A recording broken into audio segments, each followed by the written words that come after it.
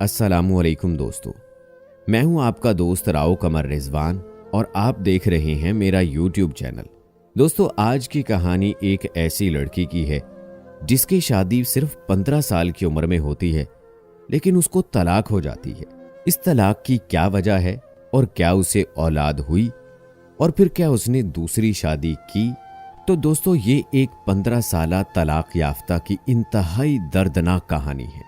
इसको सुनने के बाद यकीनन आपकी आंखों में भी आंसू आ जाएंगे। वीडियो में आगे बढ़ने से पहले आपसे दरख्वास्त है कि मेरे चैनल को सब्सक्राइब करें, साथ में बेल नोटिफिकेशन को भी ऑन कर लें ताकि लेटेस्ट अपलोड होने वाली सबक आमूज कहानियां आप तक बर वक्त पहुंचती रहें। तो चलिए दोस्तों, शुरू करते हैं अपनी आज की ये दर्दनाक कहानी। जामपुर में हमारे चचा रहते थे। वहां से कई बार बुलावा आया कि मेरी बेटी की शादी है, आप लोग गौहर की शादी पर जरूर आना। चाचा की बेटी गौहर से मेरी बड़ी दोस्ती थी। मुल्तान से जामपुर जाना अब्बू के लिए मुश्किल था क्योंकि उनको मिल से छुट्टी नहीं मिलती थी। बहरहाल अम्मी और मेरे इसरार पर उन्होंने भाई फाखिर के हमरा हमको शादी में शिरकत को जामपुर चचा के घर भेज दिया। हम ऐन शादी के दिन पहुंचे थे। रात को बारात आनी थी। हमने थोड़ी देर आराम किया, फिर नहा धोकर लिबास वगैरह तब्दील किया और शादी में शिरकत को तैयार हो गए। चूंकि बारात दूर के एक गांव से आनी थी, लिहाजा गौहर को भी सरे शाम दुल्हन बना दिया गया। दुल्हा वाले शाम 6 बजे बारात लेकर आ गए। उनके आते ही शादी की रसूमात शुरू हो गई। जब दुल्हन की रुखसती का वक्त आया तो वो खुश रुखसत हुई, मगर उसकी सहेली फूट फूट कर रोने लगी। तभी मैंने उस लड़की के बारे में सनोबर से पूछा कि ये कौन है और इस कदर क्यों रो रही है। मेरी कज़न ने बताया कि इसका नाम नूर है। ये हमारे मोहल्ले की लड़की है। इसको शादी के साल बाद तलाक हो गई थी। अपनी गुजरी हुई खुशियों को याद करके रो पड़ी है शायद। अम्मी को यह सुनकर बड़ा दुख हुआ। भाई फाखिर भी करीब मौजूद थे।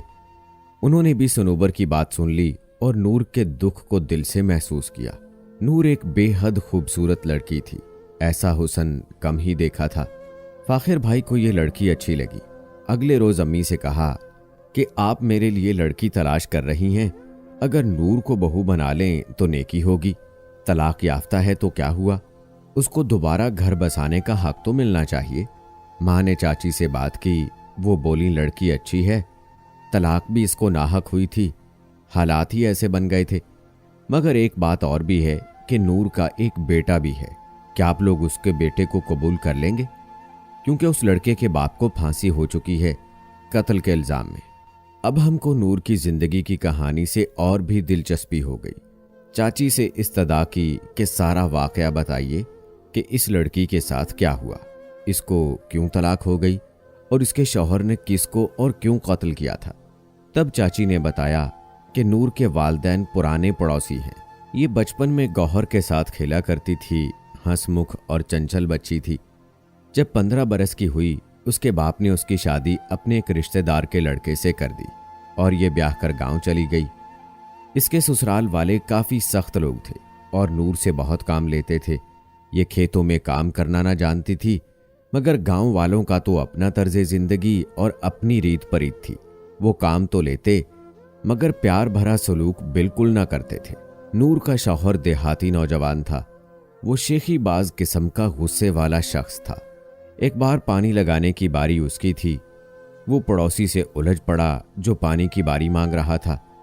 दोनों में तलख कलामी हो गई और फिर गालम गलोच तक नौबत पहुंची तो तैश में आकर नूर के शौहर ने पड़ोसी के सर पर कुल्हाड़ी मार दी, जिसकी नोक उसके सर में जाकर पैवस्त हो गई। दिमाग के अंदर जाने कहां जरब आ गई कि वो आदमी आनन फानन बेहोश हो गया।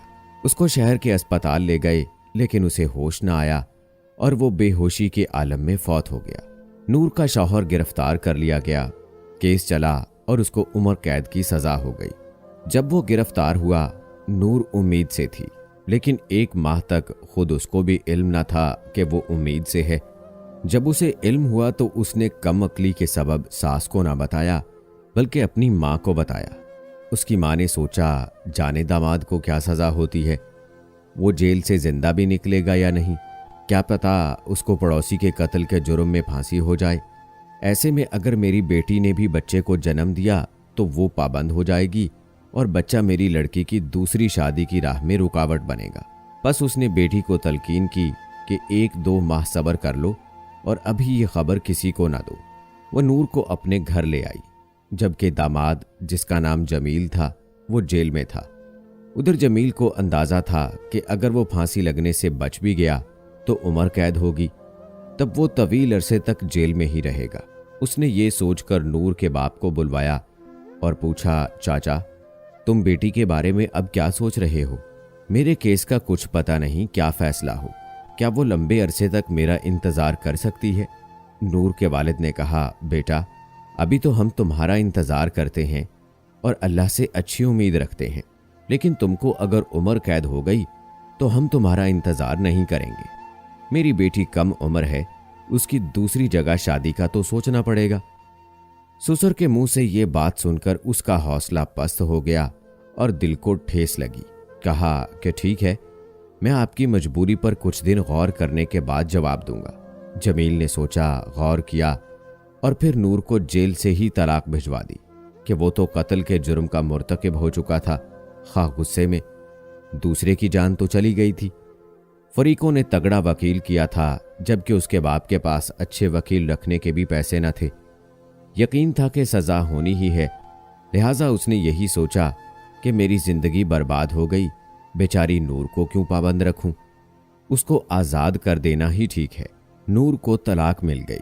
वो बहुत रोई, माँ से कहा कि मैं जमील की कैद से तो आज़ाद हो गई, मगर एक और पाबंदी की तो असीर हूं। ऊपर से तुमने मेरे उम्मीद से होने की खबर भी छुपाई। अब सास ससुर को भी इल्म नहीं है कि मैं उनके बेटे की औलाद को जन्म देने वाली हूं। माँ, अब बताओ मेरे होने वाले बच्चे का क्या बनेगा? बेहतर है कि अब भी जमील और उसके वालिदैन को खबर कर दो। माँ ने कहा कि अभी तुम्हारा कुछ नहीं बिगड़ा, क्यों ना इसको इस दुनिया में आने ही ना दिया जाए। वैसे भी उम्र भर एक कातिल का बच्चा ही कहलाएगा। भला एक कातिल की औलाद का क्या मुस्तकबिल हो सकता है? ये तो उम्र भर तुम्हारे लिए मसला बना रहेगा। नूर इस काम के लिए राजी ना हुई। उसने कहा कि बेशक मुझे तलाक मिल गई है, लेकिन मैं अपने बच्चे को जिंदगी दूंगी और इसको हरगिज दुनिया में आने से पहले खत्म करने का कभी सोचूंगी भी नहीं। इस जुल्म पर खुदा भी मुझसे नाराज हो जाएगा। गर्ज उस नेक सोच की लड़की ने माँ का कहा ना माना और 6 माह बाद बेटे को जन्म दिया। उसको यकीन था कि अगर जमील की जिंदगी हुई, वो इस खबर पर खुश जरूर होगा। उसने ससुराल में और जमील को भी जेल में इत्तला कराई कि उसके बेटे ने जन्म लिया है।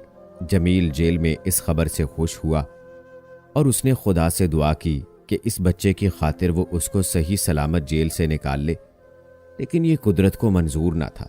जमील को सजा होकर रही। नूर और उसका बच्चा अपने नाना के घर परवरिश पाने लगे। चूंकि उसकी बेवकूफ माँ ने इस खबर को सबसे छुपाए रखा था, इस वजह से मोहल्ले के लोग भी नूर की तलाक के बारे में गलत अंदाज से सोचने लगे। कुछ बदफितरत किस्म के लोगों ने तो इस किस्म की बातें उड़ा दी कि शौहर ने इसको इसी सबब तलाक दी कि नूर के किसी से मुरासिम थे। उसने कत्ल भी इसी रकाबत में किया। नूर के सास ससुर ने भी इस बच्चे को पोता मानने से इनकार कर दिया, जबकि ये बातें सरासर गलत थीं। जमील तो नूर को बहुत चाहता था और उसने तलाक भी इसलिए भेजी ताकि वो आज़ादी से जैसे चाहे जिंदगी बसर कर सके। उसको बीवी के किरदार पर कोई शक न था, क्योंकि नूर ऐसी लड़की थी ही नहीं। उस बच्चे का ताना एक बार नूर के बाप को मोहल्ले के एक आवारा नौजवान ने दिया तो वो गुस्से में आग बबूला हुआ था। उसने सामने पड़ी ईंट उठाकर उस आवारा फिक्रे कसने वाले को दे मारी, जो उसके सर पर जा लगी। वो जहां खड़ा था वहां ही तड़प कर मर गया। एक सानेहा पहले जमील के गुस्से की वजह से हो चुका था, एक और हो गया। नूर का बाप जेल पहुंच गया, उस पर भी कत्ल का केस बन गया। दोनों बदकिस्मत मर्द जेल की नजर हो गए थे। नूर और उसकी मां बेआसरा हो चुकी थीं। मोहल्ले की औरतें तानाजनी करती थीं कि पहले शौहर को जेल कराई और फिर बाप भी उसी की वजह से जेल गया है, जिसको फांसी हो जाएगी। खुदा ऐसी बदबख्त बेटी किसी को ना दे। इन बातों का नूर के दिल पर बहुत असर होता था। वो पहले कौन सी सुखी थी। माँ भी उसको बुरा भला कहने लगी तो वो अपनी जिंदगी से तंग आ गई। एक दिन जब उसके बेटे ने दूध के लिए रोना चिल्लाना शुरू किया तो नूर की माँ ने बेटी और नवासे को कोसना शुरू कर दिया कि उन्होंने यहाँ घर में भैंस नहीं बांध रखी है जो ये लाडला हर वक्त दूध के कटोरे चढ़ाए। ये बात सुनकर नूर इस कदर दिल बर्दाश्ता हुई कि बेटे को उठाकर घर से निकल गई और तो कुछ न सूझा, रेलवे स्टेशन जाकर एक ट्रेन में बैठ गई जो शहर जा रही थी। रास्ते में रोता पाकर एक खुदा तरस औरत ने उसका टिकट बनवाया और फिर उसको अपने साथ ले आई। ये औरत मुल्तान से कराची अपने भाई के घर जा रही थी जो कराची में अच्छी पोस्ट पर था। उसके भाई का नाम अकरम और भाभी का जाहिदा था। नूर की दास्तान सुनकर उन लोगों ने उसको पनाह दे दी, क्योंकि अकरम की जमीन भी मुजफ्फरगढ़ के पास थी। और नूर ने जब माँ बाप का नाम बताया तो अकरम ने कहा कि मैं तुम्हारे वालिद को जानता हूँ। अकरम की बीवी को एक मुलाजमा की जरूरत थी और ये जोड़ा बे औलाद भी था। नूर के बच्चे को उन लोगों ने गोद ले लिया और वो उनके घर का काम करने लगी। वो यहाँ बहुत खुशो खुरम थी। उन लोगों के हुस्ने सलूक से गोया पिछले गम भूल गई थी। जब अकरम साहब अपनी जमीनों की खबरगिरी करने मुजफ्फरगढ़ गए तो नूर के वालिद के घर भी गए, उसकी माँ को तसल्ली दी और अहवाल भी बताया कि तुम्हारी बेटी और नवासा हमारे घर में है। वो बेटी और नवासे की गुमशुदगी से काफ़ी परेशान थी। अकरम साहब उसको भी कराची ले आए और माँ भी नूर के साथ उन्हीं के घर में रहने लगी। जब 4 बरस बीत गए तो अकरम साहब को उन्होंने कहा कि हम वापस अपने घर जाना चाहती हैं, देखना चाहती हैं कि घर का क्या हाल है। वो उनको मुल्तान ले आए। यहाँ आकर उन्होंने रिश्तेदारों के कहने पर जामपुर में ही रहने का फैसला किया, तो अकरम साहब ने उन्हें मजबूर ना किया। ये वो वक्त था जब नूर के वालिद की फांसी पर अमल दरामद होना था। इसी सबब दोनों वापस कराची ना गईं। इस सानेहे के बाद से नूर का ये हाल है कि वो हर वक्त रोती रहती है कि किसी की खुशी हो के गम, उसको बस रोने का बहाना चाहिए। गौहर से उसका दिल लगा रहता था, तभी इसकी रुखसती पर उसे रोना आ गया। चाची के मुंह से ये तमाम किस्सा सुनकर नूर के लिए फाखिर भाई के दिल में और ज्यादा हमदर्दी पैदा हो गई। हम भी भाई की जिद से मजबूर हो गए और नूर मेरी भाभी बनकर हमारे घर आ गई। जब हम भाभी को मुल्तान से लाहौर ला रहे थे तब उनकी वालदा ने कहा कि इसका बेटा मुझसे बहल गया है और मैं अकेली हूं तो नवासा मेरे पास रहेगा। हमने उनकी ख्वाहिश का एहतराम किया। फाखिर भाई को भी नूर के बच्चे से कोई मतलब ना था। उनको नूर चाहिए थी सो मिल गई। हम लाहौर आ गए। मैं खुश थी कि मेरे भाई की फयाजी से एक अफसुर्दा लड़की को खुशियां मिली और वो आबाद हो गई और हमारे दरमियान खुश व खुरम रहेगी। हम भी हर तरह से उसका ख्याल रखते थे। फाखिर भाई और नूर की शादी के 4 बरस बाद उसकी माँ फौत हो गई। भाई के हमरा हम भी जामपुर गए। वापसी में वो अपने बेटे को साथ ले आईं। मुझे और अम्मी को क्या एतराज़ हो सकता था। बज़ाहिर तो भाईजान को भी एतराज़ ना था कि बच्चा अकेला रह गया था। माँ के पास ना रहता तो कहाँ रहता। बच्चे को स्कूल में दाखिल करवाया गया। भाभी उस पर बहुत तवज्जो देती, बेटे का बहुत ख्याल रखती कि इसको पढ़ा लिखा कर बड़ा आदमी बनाऊंगी। हर माँ की यही फितरी ख्वाहिश होती है, तो भाभी की भी थी। मेरे भाई ने नेकी की थी और नूर को बीवी बनाया था, तो उनको इस फैसले पर कोई पछतावा तो ना था, बल्कि वो खुश थे। उनको बीवी से किसी किस्म की शिकायत ना थी। ताहम कुछ अरसा बाद मैंने महसूस किया कि वो कुछ परेशान से रहने लगे हैं। नूर और उनके बीच फासला बढ़ता जा रहा था। बीवी तो उनको अच्छी लगती थी, लेकिन गांव से जब एक गंवार सा बच्चा उनके बेडरूम में आ गया तो उनको कोफ्त रहने लगी। वो यूं महसूस करते कि उनकी बीवी एक बेवकूफ़ और बदतमीज बच्चा उठा लाई है कि जिसकी उनको ना चाहते हुए भी दिलदारी करना पड़ती है। जब फुरकान अपनी माँ से लिपटता, चमटता, फरमाइशें करता और जिद पर आ जाता तो भाई को उलझन होने लगती। उनका जी चाहता कि लड़के को थप्पड़ लगा दे, मगर वो फौरन उठकर कमरे से निकल जाते। रफ्ता रफ्ता भाई और भाभी में दूरियां बढ़ने लगीं, क्योंकि फुरकान रोज रात को जिद करके माँ के पास सो जाता था। जब भाई फाखिर की घुटन ज्यादा बढ़ गई तो ज़हनी खिंचाव ने उनको चिड़चिड़ा और बदमिजाज बना दिया। वो बात बात पर बच्चे को रोकने और टोकने लगे। इस वजह से नूर उनसे खींचने लगी। दोनों में अनबन रहने लगी। हत्ता कि एक वक्त ऐसा आया कि भाई फुरकान को थप्पड़ रसीद कर देते। तब नूर का कलेजा हिल जाता और वो भी बच्चे के साथ रोने लगती थी। मेरी भाभी हद दर्जा बेसुकून हो गई थी। शौहर से कहती थी कि तुम मेरे बच्चे को बर्दाश्त ना कर सकते थे तो क्यों की थी मुझसे शादी? हमदर्दी की है और अब निभा नहीं पा रहे। तुम ही बताओ कि इसको बर्दाश्त ना करोगे तो फिर हम कैसे साथ रह पाएंगे? फुरकान का हमारे सिवा है कौन? उसको अब उम्र भर यहां ही रहना है।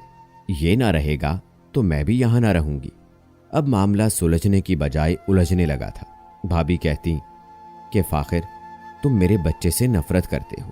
बार बार यही बात उनके लबों पर आ जाती। बिलाखिर एक दिन भाई ने भी कह दिया कि हाँ, मैं इससे नफरत करता हूं, नहीं कर सकता इसको बर्दाश्त। बेशक तुम इसको इसके ददियाल में दे आओ। पता नहीं क्यों उसके ददियाल वाले इसको कबूल नहीं करते हैं। उनका कहना सच ही ना हो। मैं तो भाई के मुंह से ऐसे अल्फाज सुनकर सन्नाटे में आ गई। सोच भी ना सकती थी कि वो ऐसे लफ्ज मुंह से निकाल सकते हैं। बस वो दिन आखिर हुआ।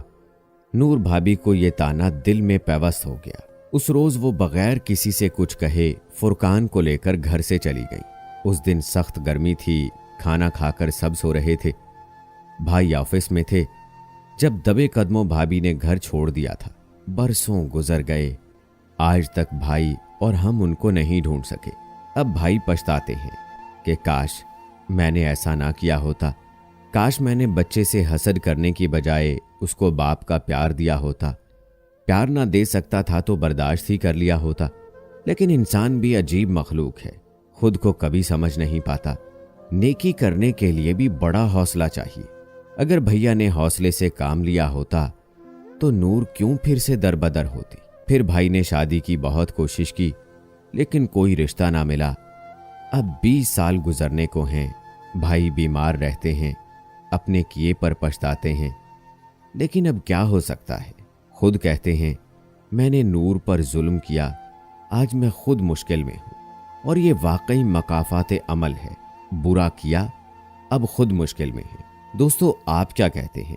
जिस तरह नूर का दिल दुखा है, यकीनन ये उसी का बदला है। आप आज की कहानी के बारे में क्या कहेंगे? कमेंट बॉक्स में ज़रूर बताएं। मज़ीद ऐसी वीडियोस के लिए मेरे चैनल को सब्सक्राइब करें। मिलते हैं अगली वीडियो में, तब तक के लिए अल्लाह हाफिज़।